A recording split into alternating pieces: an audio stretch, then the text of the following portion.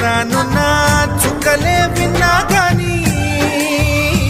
కదిలించలేదా కాస్త కూడా నీ మనసుని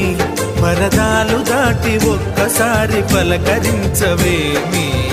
అందరినీ ఇలా వెంటపడి అడగాల